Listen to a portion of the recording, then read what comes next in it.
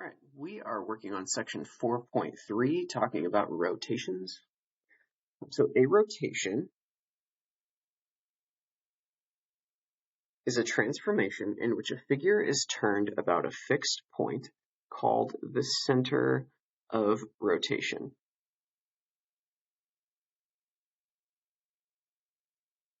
And in this class, we are going to focus our attention on the origin. So everything we do in here is going to be rotating around the origin. It doesn't always have to be that way, but it makes life a little simpler if we limit it to just rotating around the origin. So something to note, the direction of rotation, it always defaults to being in the counterclockwise position. So if you want to think about, coordinate plane,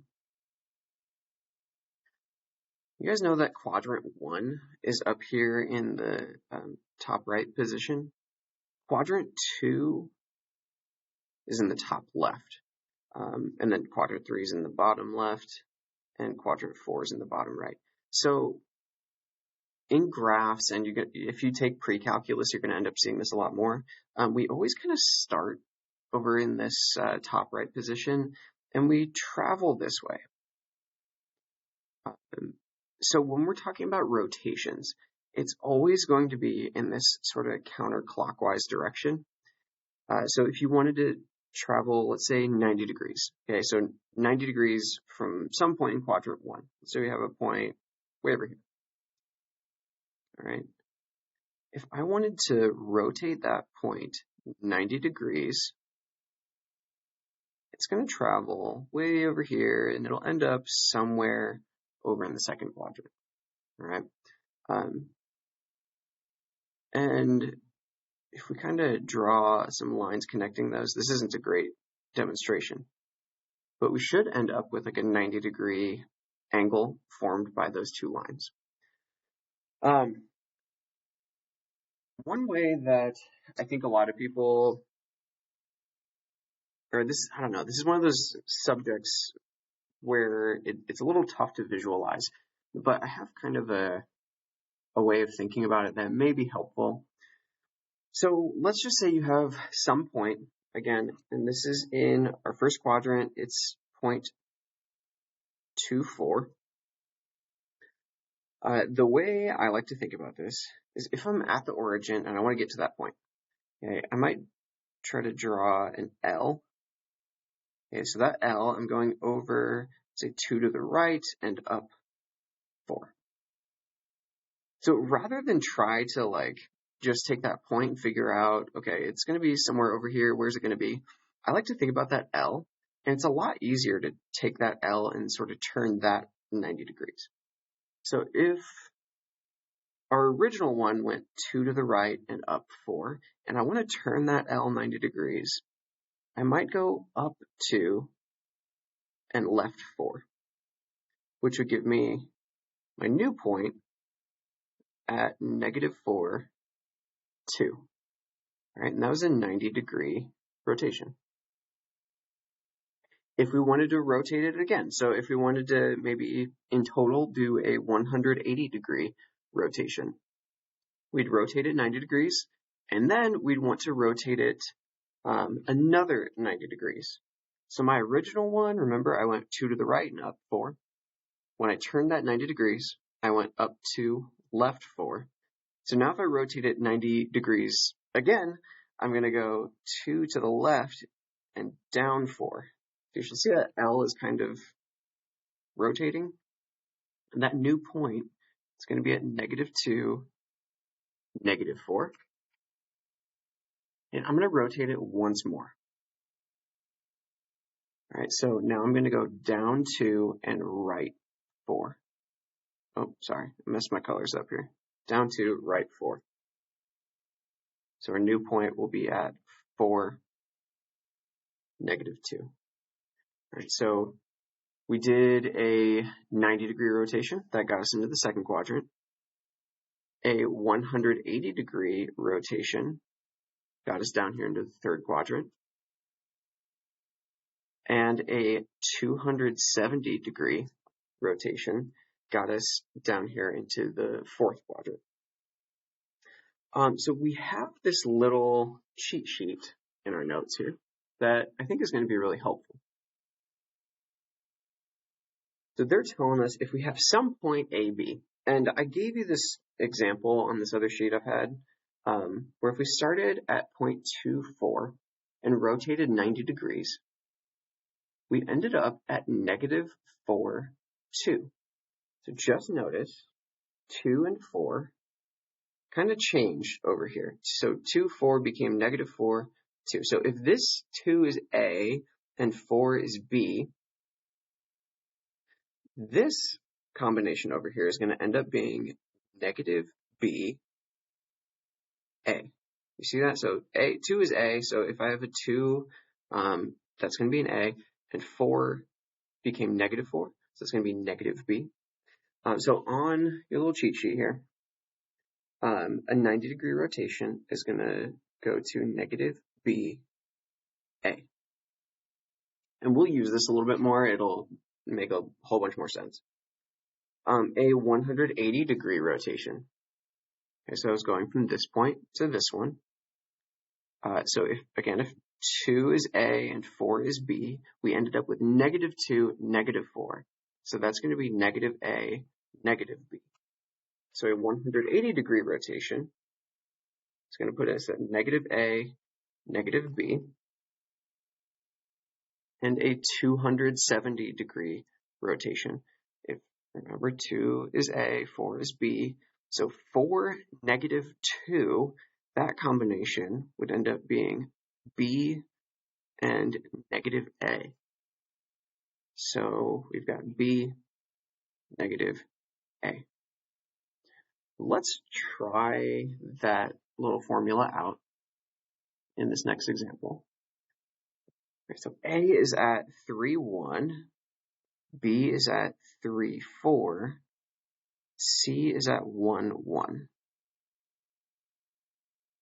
We have a triangle, A, B, and C.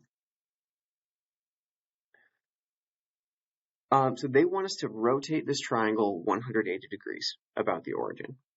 So kind of a way you can think about this, if you like doing the little L-shape trick that I showed you a little bit ago, C is 1 to the right and 1 up. So if I rotate that L shape, I'd go 1 to the right, 1 up. 90 degrees is going to be up 1, left 1.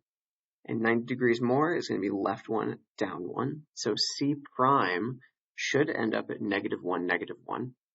But let's use our little cheat sheet up here to our advantage. All right, so the rule for a 180 degree rotation is that AB goes to -A, -B. So if A was at 3, 1, B was at 3, 4, and C was at 1, 1, we can take those points and figure out A prime, B prime, and C prime just using this little rule we have.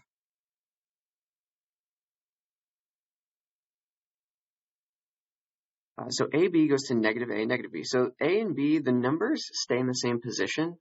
The only thing that changes is the signs. So 3, 1 is going to turn into -3, -1. 3, 4 will become -3, -4. And 1, 1 will become -1, -1. So we can go over to our graph and plot those points. A prime is at -3, -1. That's A prime. B prime is at -3, -4. And C prime is at -1, -1. So I hope you see that initial shape. It looks like if we just took it and rotated it 180 degrees around the origin. Let's see if I can do this. It ends up looking exactly the same, right? So spin your paper around a little bit, see how that works, and we'll flip over to the next page. right, so example 2. They say graph, this should be segment RS with endpoints 1, -3. That's going to be R. Let's see here. Sorry, let me adjust my notes.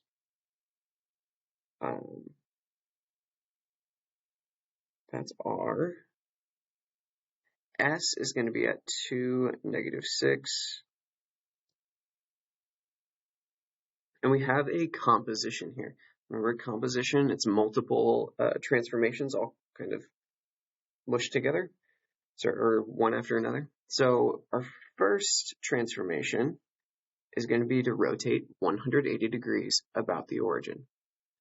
So remember our rule for 180 degrees, it's AB goes to -A, -B. So if R, let's see, R was at 1, -3, and S is at 2, -6, that means R prime will be at -1, +3, and S prime will be at -2, +6. Let's graph that. So R is at -1, 3, R prime, and S prime is at -2, +6. All right, so there's our first transformation. Oh, there's a typo here. That translation, it shouldn't be a translation, it should be rotation. A rotation 180 degrees about the origin. All right, and now we're going to take our new segment and reflect it across the y-axis. So this R is 1 unit away from the axis, so I'm going to go 1 unit to the other side of the axis, and that's going to be R prime. S prime is 2 units away from the axis, so I'm going to go 2 units further from the axis, and that's going to be S double prime. All right, that's our composition. So we went from RS, just segment RS, up to the second quadrant where we had R prime, S prime, and then reflected over the y-axis to get back into our first quadrant. All right, let's move on to identifying rotational symmetry. So a figure has rotational symmetry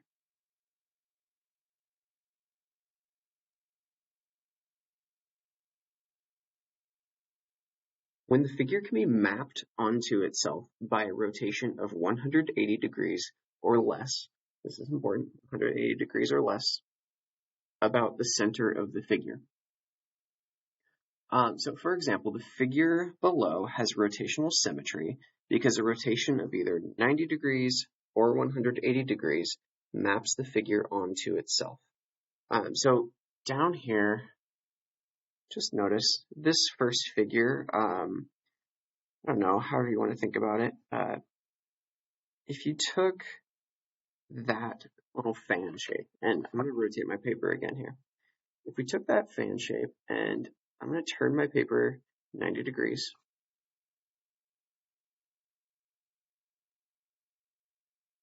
Okay, that shape looks exactly like it did when we started. If we go 180 degrees, okay, so rotate it another 90, it looks exactly like it did when we started. You can go 90 again for a total of 270 degrees. It looks exactly like it did when we started. So a 90-degree rotation, that gives us a figure that looks exactly like the original. A 180-degree rotation, again, it gives us a figure that looks exactly like the original. A 45-degree rotation, though, so if we took your paper and turn it halfway to 90 degrees, okay, that shape does not look like the original. So 45 degrees does not work, but this shape, so what we can say is that this shape has rotational symmetry of 90 degrees or 180 degrees.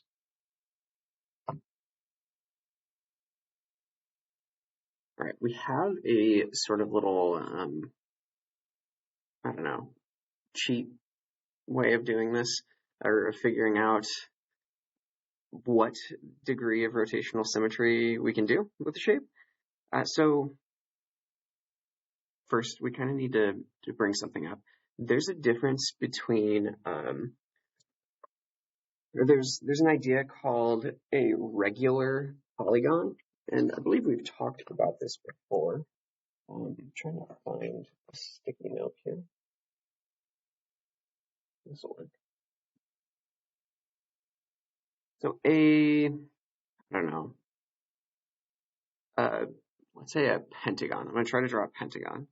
So what we are most used to is a pentagon looking a little like this. I didn't do a great job, but where all 5 sides are the same size and all of the angles are congruent. So compare that to, like, by definition, a pentagon just has 5 sides. So 1, 2, 3, 4, 5. This is technically a pentagon. It's kind of a weird looking one. This one is special, and it's called a regular pentagon. Not just regular because we're used to seeing it. It's regular because all the sides are congruent and all the angles are congruent. So a regular triangle would be like an equilateral and equiangular triangle, where all 3 sides are congruent, all 3 angles are congruent. A regular quadrilateral, it's really just a square, but that means all 4 sides are congruent and all 4 angles are congruent, and so on. So if we have a regular polygon, we can do this little trick where we can take the shape and figure out how many lines of symmetry does it have. So this particular parallelogram, it has 1, 2 lines of rotational symmetry. Now, we can say, what is 360 divided by the number of lines of symmetry? It's 2, so that gives us 180 degrees. So that means that this parallelogram has rotational symmetry of 180 degrees. You can take it, spin your paper upside down, that'll be a 180 degree rotation, and this figure will look exactly like it does right now. A regular octagon. So we want to draw our lines of symmetry here. So let's see, we've got one straight down the middle, got one from point to point. So that's 2, 3, 4, 5, 6, 7, and 8. So there are 8 lines of symmetry in a regular octagon. So if we take 360 divided by 8, let's see what that gives us. It gives us 45. So 45 degrees. So that means I could take this regular octagon and rotate it 45 degrees. We could add 45 again. We could rotate it another 45. That would give us 90. Another 45 would get us to 135. Another 45 would get us to 180. All right, so this regular octagon has rotational symmetry of 45 degrees, 90 degrees, 135 degrees, and 180 degrees. All right, let's go over to this trapezoid. So trapezoid looks like we have one line of symmetry straight down the middle, and 360 divided by 1, it just gives us 360. So that means if I took my paper, flipped it all the way around, this figure would look exactly the way it does, but there's no way I couldn't turn this 90 degrees. I couldn't turn it 180 degrees and get the same figure. So this trapezoid actually does not have, has no rotational symmetry. All right, remember rotational symmetry, it has to be 180 degrees or less.